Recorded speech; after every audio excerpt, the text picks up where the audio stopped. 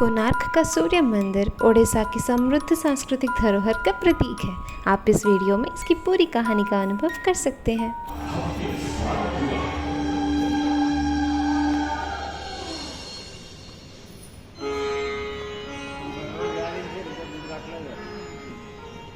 राजमाता कस्तूरी देवी पुत्र नरसिंह देव की वीरता से बहुत प्रसन्न हुई और पुत्र के सामने अपने मन की इच्छा प्रकट की। कहा, तुम्हारे पिता ने शंख क्षेत्र पुरी में भगवान जगन्नाथ का भव्य मंदिर बनवाया है। मैं चाहती हूँ कि तुम पद्म क्षेत्र कोणार्क में उससे भी भव्य और विशाल सूर्य मंदिर बनवाओ। किंतु नरसिंह देव माता से प्रति प्रश्न करते हैं, सूर्य मंदिर ही क्यों, और वो भी कोणार्क में? तब राजमाता कस्तूरी देवी बतलाती है, द्वापर युग में भगवान श्री कृष्ण के पुत्र सांब बड़े ही सुंदर और सुकुमार थे। वो नारद मुनि को चिढ़ाया करते थे। एक दिन नारद मुनि ने सांब को सबक सिखाने की योजना बनाई और उन्होंने सांब की सुंदरता की प्रशंसा कर उन्हें गोपियों के साथ जल क्रीड़ा करने को उकसाया।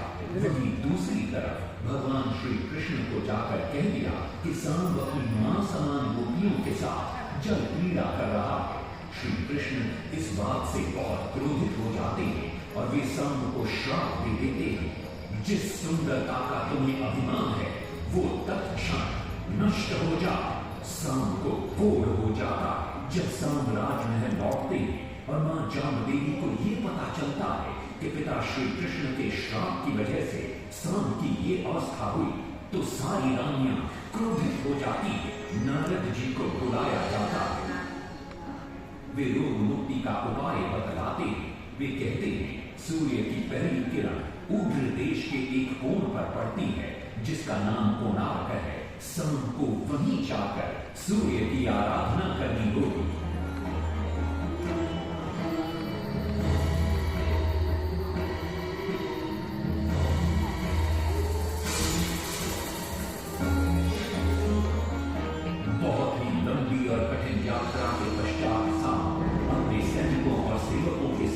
कोणार्क की चंद्रभागा नदी के तट पर पहुंचते हैं और नित्य प्रातः स्नान के बाद सूर्य की आराधना आरंभ करते हैं।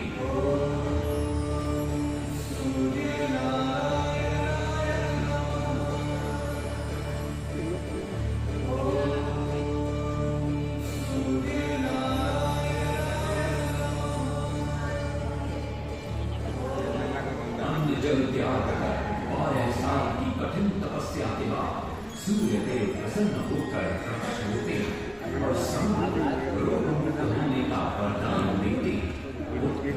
आज रात्रि के चतुर्थ प्रहर में स्नान करते समय नदी के तल में तुम्हें एक वस्तु मिले, वो मेरा ही प्रतिरूप हो। उसका स्पर्श पाते ही तुम इस कोढ़ रोग से मुक्त हो जाओगे। स्नान के पश्चात सांब जब नदी से बाहर आते हैं तो वो रोग मुक्त हो चुके होते हैं। उनके हाथ में एक छोटा सा पत्थर उनके सुंदर और सुकुमार शरीर को देखकर सारे अनुचर और सिपाही प्रसन्न होते हैं। सांब उस पत्थर को वहीं स्थापित कर एक छोटा सा मंदिर बनवाते हैं। लेकिन जब उन्हें ज्ञात होता है कि सूर्य पूजा का विधि विधान यहाँ किसी को पता नहीं है तो वे चिंतित हो जाते हैं। वे ध्यान में बैठते हैं। सूर्य देव पुनः प्रकट होते हैं और सांब के पूछने पर बतलाते हैं कि दूर पश्चिम में साक्य देश के माता ब्राह्मण पूजा की विधि विधान जानते हैं। सांब साक्य देश की ओर निकल पड़ते हैं, जो आज का ईरान है। महीनों की लंबी यात्रा के बाद सांब 18 माता ब्राह्मण परिवारों को साथ लेकर कोणार्क लौटते हैं और सूर्य मंदिर में पूजा शुरू हो जाती है। राजमाता कस्तूरी देवी नरसिंह देव को बतलाती है कि विवाह के कई वर्षों बाद तक जब हम निसंतान थे, मैंने भी उस सूर्य मंदिर में पूजा अर्चना की और तुम पुत्र रूप में मुझे प्राप्त हुए। माता की बात सुनकर नरसिंह देव मां को कोणार्क में संसार का सबसे भव्य और विशाल मंदिर बनाने का वचन देते। सदाशिव सामंतराय महापात्र, जो शिवई सांतरा के नाम से लोकप्रिय थे, वे अपने सहयोगी भीसु महाराणा के साथ मंदिर का प्रतिरूप बनाते हैं और नरसिंह देव के समक्ष प्रस्तुत करते हैं। नरसिंह देव मंदिर का प्रतिरूप देखकर अभिभूत हो जाते हैं और शीघ्र मंदिर निर्माण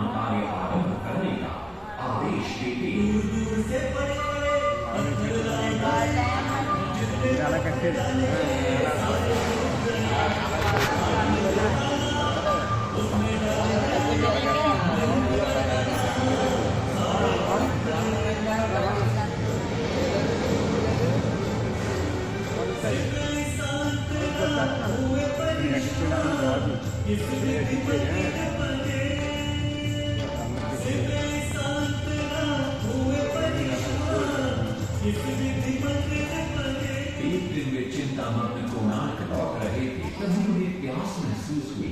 उन्हें पास ही में एक कुटिया दिखाई पड़ती है, जहाँ एक बूढ़ी औरत से उनकी भेंट होती है। शिवई सांतरा पानी मांगते हैं। बूढ़ी औरत पानी के साथ गरम गरम भोजन भी लेकर आती है। वे थाली के बीच में हाथ डालते हैं, जिससे उनका हाथ जल जाता है। तब वो बूढ़ी औरत मुस्कुराकर कहती है, तुम तो शिवई सांतरा की तरह बीच से भोजन उठाकर खा रहे हो। ये सुनकर शिवई सांतरा को अपनी भूल का एहसास होता है। माता रामचंद्री ने उपाय सुझाया, समझे शिवई सांतरा।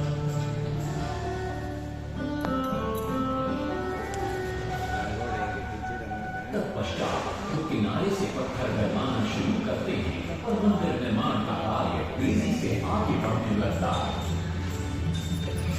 1200 शिल्पियों ने 12 वर्ष में मंदिर बनाया। भोले साथ सदा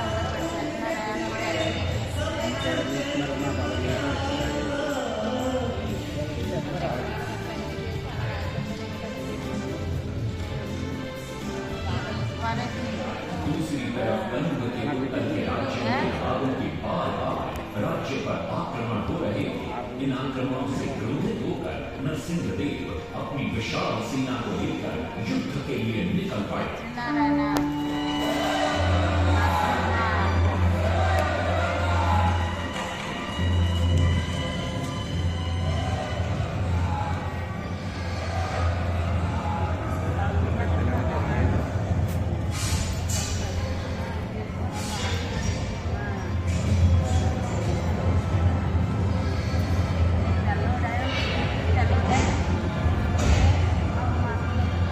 शक्तिशाली गौरवंग के भावों को भी उसने परास्त कर दिया और उनसे प्राप्त सारा धन अपने कब्जे में लेकर सूर्य मंदिर के निर्माण कार्य में लगा दिया। 1200 कारीगरों के अथक प्रयास से 12 साल बाद विशाल और भव्य सूर्य मंदिर बनकर तैयार हुआ। उस समय के लोगों में वास्तुशास्त्र, ज्योतिष शास्त्र और खगोल शास्त्र का जो ज्ञान था, उसे देखकर आज के बड़े बड़े वैज्ञानिक भी आश्चर्यचकित रह जाते हैं। कई प्रयासों के बाद भी मंदिर के गुंबद पर कलश स्थापित नहीं हो पा रहा था। क्रोधित नरसिंहदेव ने आदेश दिया कि कल प्रातः काल तक यदि कलश स्थापित नहीं हुआ तो सबके सर धड़ से अलग कर दिए जाएंगे। सभी शिल्पकार घोर चिंता में डूब जाते हैं।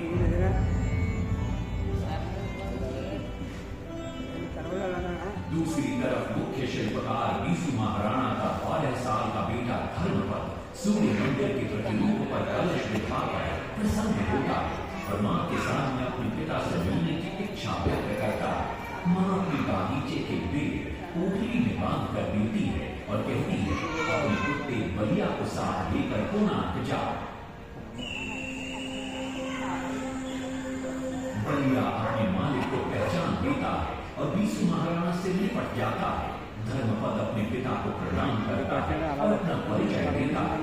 सबको चिंता में देखकर वो अपने पिता से इसका कारण पूछता है। कारण जानकर धर्मपद कहता है, अगर आप आज्ञा दें तो मैं मंदिर के गुंबद पर कलश स्थापित कर सकता हूँ। शिवई सांतरा धर्मपद को अनुमति दे देती। धर्मपद गुंबद पर चढ़ जाता है और कुछ ही समय के प्रयत्न के पश्चात वो कलश को स्थापित करने में सफल हो जाता है। गुंबद पर कलश स्थापित होते ही नीचे गर्भगृह में चारों दिशाओं में लगे चुंबकों के आकर्षण से सूर्य महाप्रभु की मूर्ति शून्य में स्थापित हो जाती है। सब धर्मपद को कंधे पर बिठाकर खुशी से नृत्य करने लगते हैं। तभी कुछ कारीगर इसका विरोध करते हुए कहते हैं, अगर सूर्य राजा को ये पता लग गया कि इस बच्चे ने कलश को स्थापित किया है तो किसी का बचना संभव नहीं है। इसलिए धर्म पर को मरना होगा। इस बात से श्री सांतरा बड़े क्रोधित हो जाते हैं। भीषण वाद विवाद छिड़ जाता है। ये सब देखकर धर्मपद गहरी चिंता में पड़ जाता है और वो सोचता है कि यदि मेरी जीवित रहने से इन सब का सर काट दिया जाएगा तो इससे अच्छा है कि मैं आत्म बलिदान कर दूं ताकि सबके प्राण बच जाए। और उसी पल धर्मपद नवनिर्मित सूर्य मंदिर के शिखर पर चढ़ जाता है।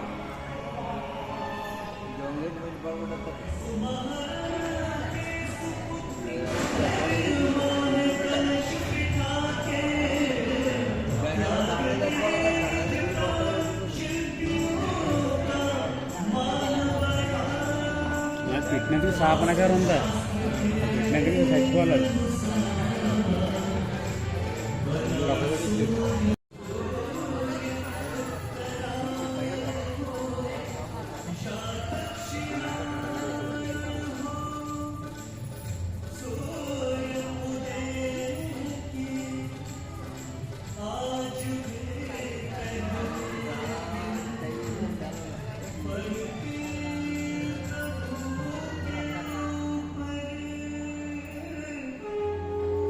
చూడు బ్రిటిష్ వాళ్ళు ఈ పైన అహంకారం పెట్టాడు కదా